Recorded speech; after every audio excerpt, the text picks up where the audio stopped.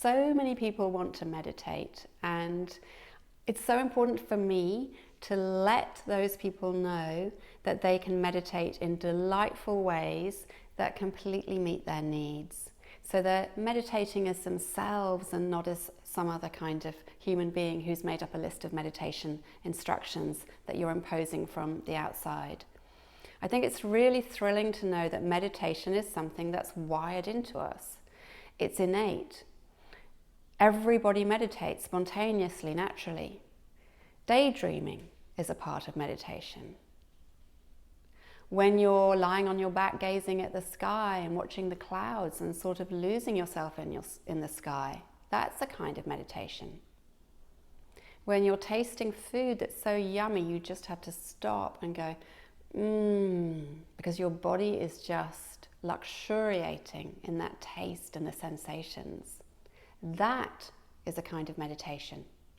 So all through our daily lives we're touching meditation and states of meditation. And that's because our body uses those times to engage with rest and repair of the stressful times, the action times, anything we've naturally accumulated in our bodies. As someone with MS, I am so happy to be in a meditation practice which enhances my self-care. A practice that's generous and kind and can offer me what I need. It's not just because I have MS that I find meditation useful for tuning me up for daily life or for resting and recovering me from some part of daily life. But I have to say that meditation has been a massive part of my healing journey with MS. Being able to really tune into my body and my feelings, being able to spend time using my body's own intuitive wisdom about what it needs to help me through relapses, through fatigue, through emotional confusion around MS. That has been a total gift, and I want to share that gift with you. So in this series of chats, I'm going to introduce you to some possibly new ideas about meditation. For example, that we don't have to follow certain rules or make it into a particular kind of performance looking for a particular kind of outcome. That we can be really free with our inner life in meditation. That it's fine to let your mind wander or to go into daydreaming states or even to fall asleep. That your body naturally knows, when you give it permission, the best experience for you in that time. And you don't need to judge that or predict that. But there are ways you can cultivate to be with that and make it really yummy and juicy. And in this first video, I'd love to introduce you to the concept of going into meditation with a gateway, choosing a gateway for meditation. So you might have heard that you're supposed to sit or sit still in meditation. That was true of monks living thousands of years ago. That was a technique they developed for their bodies. But for us in modern life, it's not always convenient to sit. It's not always a good thing to sit still because we do a lot of sitting in our lives. A lot of us are sitting most of the time these days. Whether we're in the car, we're watching TV, we're working at a desk. It's important. Our bodies need time to move energy. They need time to move through what they're feeling physically. And they need time to be felt. And stress that gathers in our body when we're sitting maybe on our heads, our necks or shoulders needs time to move through. And movement itself. So for some people, you know, being asked to sit still will make them feel really fidgety. And it's undesirable. And then you're just fighting yourself and your body's instincts while you're meditating, instead of really getting the pleasure and the luxury of a good meditation. So for those people, sitting is not a good gateway. Or sitting is not a good gateway all of the time. It might be sometimes.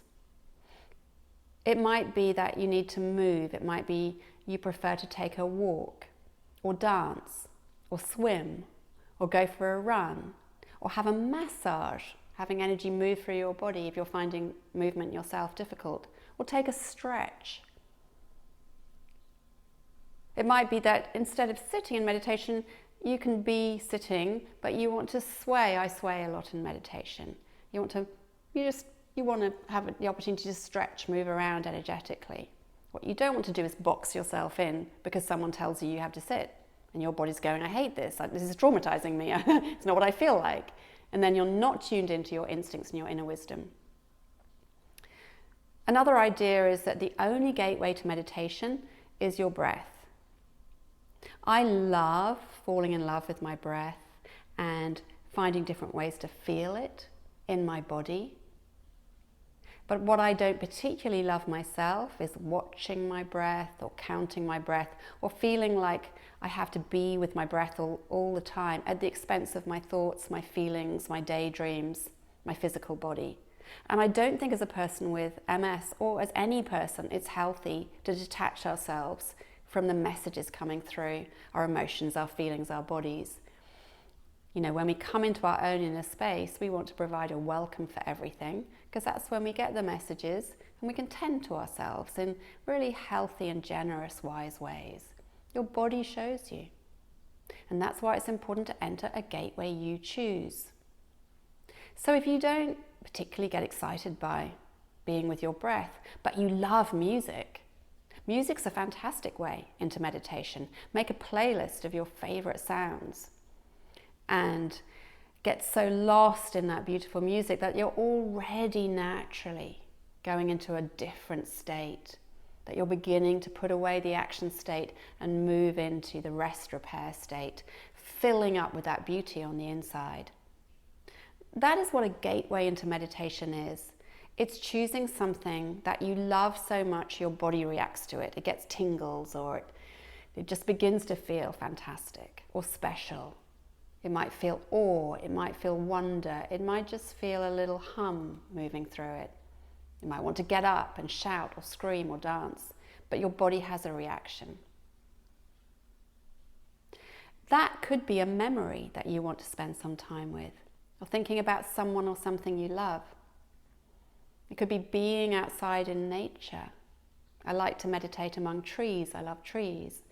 I love to gaze at the sky and watch the clouds. And I find my whole inner space feels like it gets bigger and bigger and bigger and as big as the sky. So that if I've been kind of ruminating or chewing on something and I feel in that narrow place and I feel tight and tense, that begins to dissolve as I'm like one of the clouds drifting through the big sky.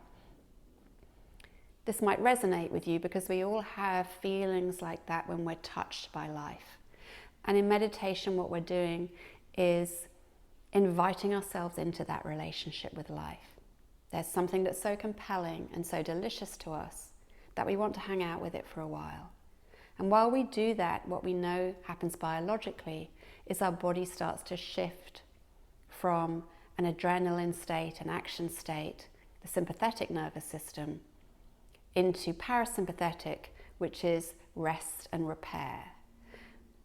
There's an opportunity for a backlog of stress and tension to be processed in the body, integrated. Things can be released, things can be integrated into wholeness. There's an opportunity for all sorts of healthy biological processes to take place when we begin to relax. Blood flow stabilizing to the organs. Heart rate slowing down a little, brain waves slowing, which doesn't mean you might not be thinking thoughts rapidly, but it is a state in the brain that is associated with health and well-being. And the great news is you only have to do that for a little while, a short while.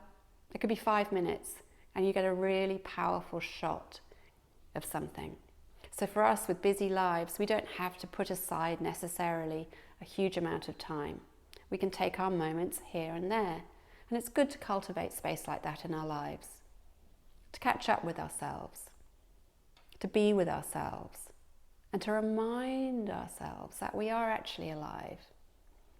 And no matter how challenging life might be for us, there are beautiful things to draw on that are nourishing and healing and hopeful. So let's practice that now for a moment if you want to. And we can practice by choosing a gateway just to start by thinking about. Start thinking about someone or something you really enjoy in life.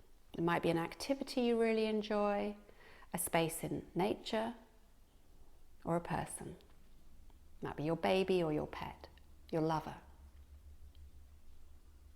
You're bringing them into your heart space. So feel your heart. And breathe just for a few moments, fully engaged in thinking about this great love.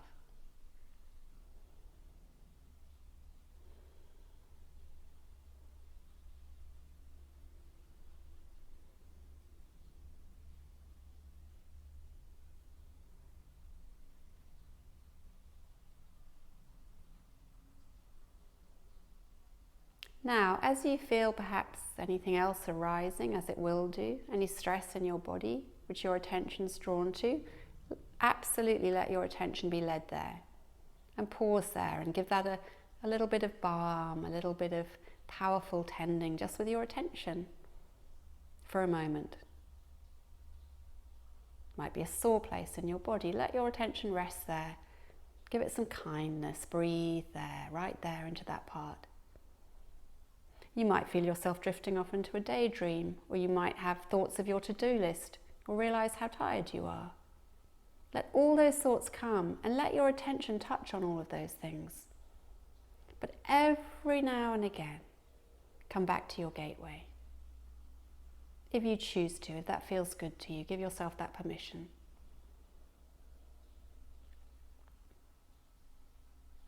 And that is a rhythm that your body will know all on its own. Begin with your gateway. Then as you do that, your body begins to process lots of things, and you'll feel those things. Areas of stress and tension in your body, in your mind. Also delightful things, memories, thoughts of things you're going to be doing next. All of these are welcome. And you can let your attention do its intelligent job without interfering. It's sacred. But there's something very powerful indeed about returning to that love, that central love, that remembering.